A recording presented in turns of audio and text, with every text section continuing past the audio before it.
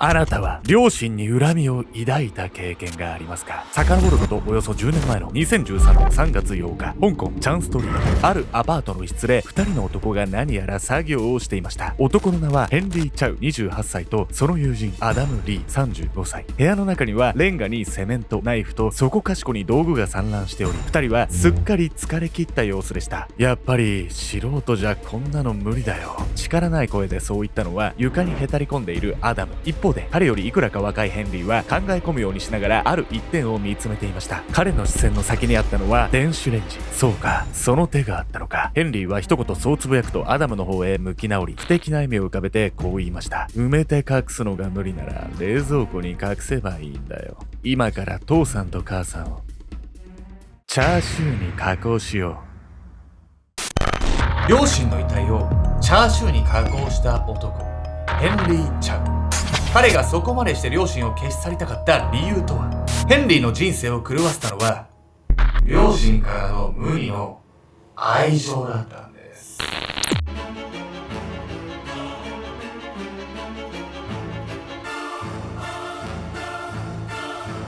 ニーハオ、ケンちゃんです。好きな中華料理は杏仁豆腐。ブルブルヤミヤミカです。本日ご紹介するのは中国で起こった残酷すぎるバラバラ殺人事件なんです。この事件、なんとただのバラバラ殺人事件ではなく、なんと犯人は両親を殺害したその後、その両親の遺体をバラバラにし、チャーシューにしたんです。チャーシュー？これ別にネタで言ってるわけじゃなくてマジなんですよ、これ。恐ろしくないですか、これ。驚きすぎてしゃあない。犯人のね、人生を鑑みると、両親のね、教育方針がどうだったとか、一部同情できるところあるんですけど、さすがにだからといってね、両親に対してそんなことしていいのかって言うとまた別の話じゃないですか。本当恐ろしい。まずはね、被害者夫婦が突如失踪したその場面から見ていきたいと思います。両親の行方。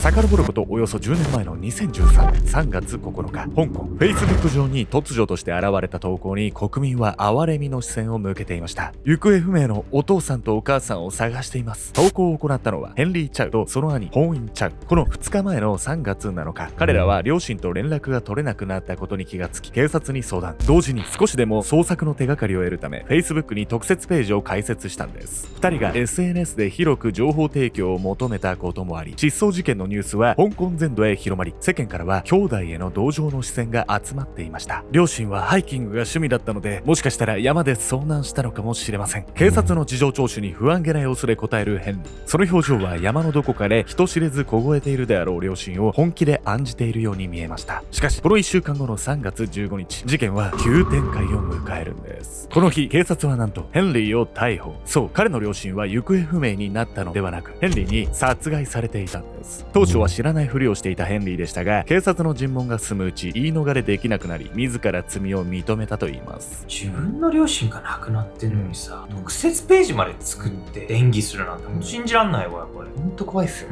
この後ね、警察が捜査を進めると、まだまだ衝撃の展開が待っていたんです。ヘンリーが自白した後、警察はすぐさま彼から聞き出したあるアパートの一室を訪れました。これはひどい。部屋の扉を開けると同時に顔をしかめる警察官。部屋の中にはキッチンを中心におびたらしい量の血の海が広がっていたんです。さらになぜかレンガやセメントなどの建築資材も散らばっている状態。すでにヘンリーから事情を聞いていた警察はその部屋に上がるなり、部屋の隅に置かれていた冷蔵庫へと歩み寄るんです。そして冷蔵庫の扉を開けると、警察官はその中身を確かめたことを後悔するかのようなため息を漏らしました。そこにあったのは、そう、人肉のチャーシューだったんです。調理に使われたであろう電子レンジには人間の脂肪と思われる黄色い塊がべったりとこびりついていました。想像するだけで気持ち悪いわよ、これ。しかもヘンリーはね、両親に恨みを持つ理由もないような環境だったんじゃないかとも言われてたんですよ、最初。というわけで続いてね、彼と両親が一体どんな関係性だったのか、ヘンリーの生い立ちから見ていきたいと思います。優等生の現実。1982年、ヘンリーは不動産経営で財を成した父、グローリー、母、ムーンの間に生まれます。非常に裕福な家庭に生まれたヘンリーは、まだ幼い頃からピアノや塾など複数の習い事に通い、いわゆる英才教育を受けたエリートでした。学校でも屈指の優等生として知られ、IQ テストでも IQ126 と高い数値を記録。そんなヘンリーが18歳を迎えた2000年、彼にとって転機となる出来事が訪れるんです。向こうの大学で一生懸命勉強すればきっといい仕事に就ける。お前は賢い子子なんだ。頑張るんだぞ。晴れ晴れとした笑みを浮かべながらヘンリーの背中を強く叩いた父グローリー。ヘンリーは少し照れた様子で小さくうなずきます。これも父さんと母さんのおかげだから、親孝行できるように一生懸命頑張るよ。そう、ヘンリーは周囲の生徒が国内の大学に進学する中、両親の後押しを受け、一人オーストラリアの大学への進学が決まっていたんです。新天地への期待を胸に、ヘンリーは意気揚々と香港を旅立ちました。めちゃくちゃ恵まれてる家庭じゃないのよ。こんな息子の意向を組んで海外の大学行かせてくれる家庭なんてそうそうないわよ。めちゃくちゃいい両親じゃない。もう将来が約束されてるような環境そうよとも言えますよね。しかしね、帰国後のヘンリーにはそんな予想を裏切る展開が待っていたんです。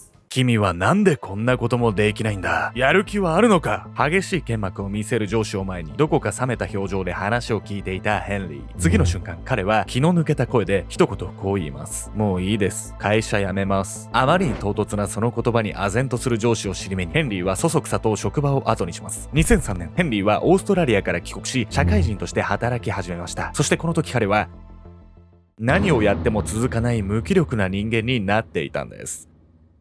新しく就職が決まったかと思えば数日で退職。何度も仕事を投げ出すうち、就職口を探すことさえ億劫になり、ついには完全な引きこもりとなってしまうんです。そして引きこもり生活を送る中で、ヘンリーはなぜかヒトラーの思想に傾倒するようになりました。その浸水ぶりは SNS のアイコンをヒトラーの画像に変更するほど、ヘンリーのその異様な振る舞いから親しくしていた友人も次第に彼を敬遠するようになっていきます。こうして孤独になってしまったヘンリーはますます部屋から一歩も出なくなり、その生活は見るからに凄み切っていました。そんなある日のこと、ヘンリー、お前もう一度大学に通ってみないか。部屋で一人ゲームをしていたヘンリーに思いがけない言葉を投げかけた父グローリー。ヘンリーは頭のいい子だ。まだ十分にやり直せるはずなんだ。わかった。こうして迎えた2011年、ヘンリーは両親の強い願いもあり、もう一度香港の大学へ通い始めるんです。20代後半を迎えながら自堕落な生活を続けるヘンリーを見かね、高い学費を捻出し、再び大学へ通わせようとした両親。そんな両親に対し、ヘンリーは気のない対応をしながらも、ある感情を芽生えさせていました。その感情とは、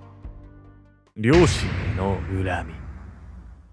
なんでそうなるのよ。だって両親はさ、息子の好きなようにさせてくれてるわけだし、大学に2回も行かせてくれてるわけでしょ。そうですね。至れり尽くせるじゃないの。ですがね、実態として、実はヘンリーはずっと前から両親のことが好きではなかったんです。なんで？順風満帆に見えていた幼少期も、実は裏ではこんなやりとりが行われていたんです。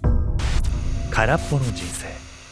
ヘンリー、いつまでゲームやってるのよ。ピアノの練習は？自室でゲームをしていたヘンリーに鬼の形相で叫ぶ母、ムーン。ヘンリーはゲームのコントローラーを置くと肩を落とし、暗い表情でピアノが置かれている部屋へ向かいます。さらにまた別の日のこと。ヘンリー、なんだこの点数は。父さんがお前にどれだけ期待してるか分かってるのか。ヘンリーの答案用紙をその手に、怒りをあらわにする父グローリー。少しでも点数が下がると厳しく叱責する両親を前に、ヘンリーはいつもテストの日が憂鬱で仕方ありませんでした。そう、ピアノや塾など、ヘンリーが幼少期から通っていた多数の習い事に彼自身が望んだものは一つもありません。そうやって望まない英才教育で抑えつけられるうち、ヘンリーはみるみる内向的な性格へと育っていきました。そのため友人も少なく恋人もできず、ヘンリーは勉強を除けば何も残らないような虚しい学生生活を送っていたんです。これは親にちょっとネガティブな感情抱いちゃうの分からなくはないわね。まあでもなんだかんだ言ってさ、ヘンリーは勉強頑張ってたわけじゃない。なのに卒業した後にやる気ない状態になっちゃうわけ。まあそれがね、実は勉強もうまくいっていたかどうかっていうのも、それもね、怪しいんですよ、実は。怪しいわね。いろいろ怪しい。世の中、いろんな人間のね、闇がある。それをね、紐解き、学び、生かし、血肉とし、成長できる。それがこのチャンネル、アルゴメトリです。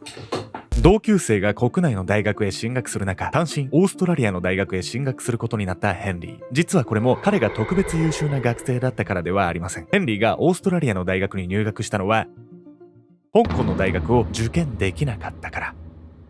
香港の大学を受験するためには、香港教育証明書試験という試験に合格する必要があります。なんとヘンリーはこの試験に落第。オーストラリアの大学へ進んだのは、大学に行けなくなってしまった彼を案じた両親の苦肉の策だったんです。あら、本当に勉強うまくいってないじゃないの。なあ、そんな頑張ってたのにうまくいかなかったの。実はね、ヘンリーが勉強をちゃんと頑張っていたからこそ、こんなことになってしまったとも言われてるとか、言われてないとか、いや、言われている。どういうこと？というわけで本日のメトラキーワード、ブーメラン効果について。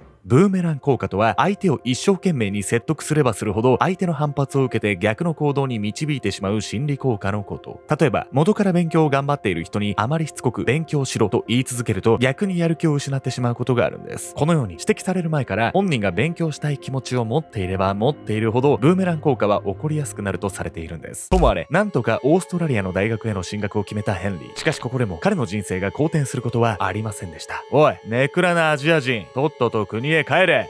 オーストラリアの大学へ入学したヘンリーは、その内向的性格が災いし、同級生たちからいじめに遭ってしまうんです。完全に心が折れてしまった彼は、両親に黙って大学を中退。その事実を両親に打ち明けることもできず、卒業したと嘘をついていたんです。エリートだと思ってたら結局大学も卒業できてなかったのね。両親の英才教育がちょっと厳しすぎたっていうのはあるかもしれないんだけど、それでもまあ息子を思ってのことっていうのは考えると、ちょっとそこまで恨むのはおかしいんじゃないって私は思うけどね。そしてね、追い詰められたヘンリーはついに強行へと及んでいくんです。そして彼の犯行には意外な協力者が存在していたんです。責任の所在。2012年9月のある夜、ヘンリーは珍しく友人と電話をしていました。俺、30歳になるまでにでかいことをやりたいんだ。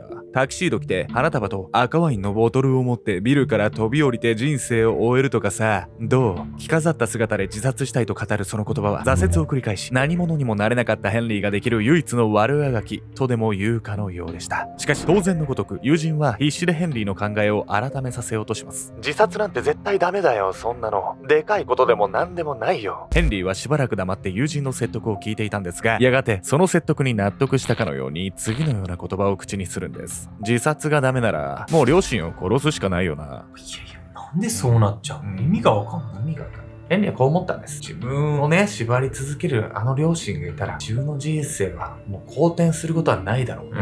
そう考えちゃったんです、彼は。そして迎えた2013年3月1日。なかなかいい部屋じゃないか。満足そうにそうつぶやいたのはヘンリーの父、グローリー。この日、ヘンリーは新しく借りたアパートの一室へ両親を連れて行きました。友達と二人暮らしをしようと思って部屋を借りたんだ。ずっと実家にこもりきりだったヘンリーがそう言い出したことを両親は大層嬉しく思っていました。そして、引っ越しの片付けを手伝ってほしいとヘンリーに促され、この部屋へやってきたんです。ところで、その友達ってどこにいるの？母、ムーンが何の気なしに尋ねたその時でした。それはね、母さん。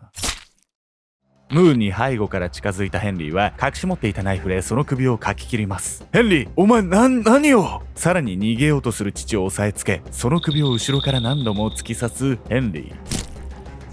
こうして年老いた夫婦は自身の息子の手で無残にも殺害されてしまったんです。とうとうやっちゃいけないことやっちゃったじゃないの。てかさ、話を聞いてた友達事前に両親殺すとか言ってて止めなかったわけ？止めろよ。いや、そもそもですよ、ヘンリーに友達はいないって説明したのに、なんかいきなり出てくるこいつ誰？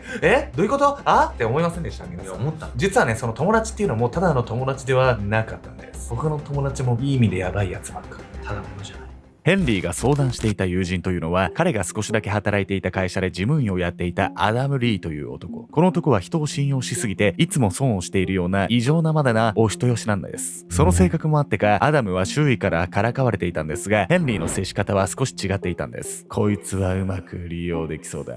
そこから食事をおごったりしながら、アダムとの仲を深めていたヘンリーは、何でも言うことを聞くアダムのことをいつしか舎弟として扱うようになっていました。両親をおびき出すために用意したアパートもアダム名義で借りたもの。そのため隠蔽工作に必要な道具なども全てアダムに用意させたものでした。完全にヘンリーの言いなりのアダムは絶対にダメなこととは思いながらもヘンリーの計画を否定できずにいたんです。両親の遺体を前に携帯を取り出したヘンリー。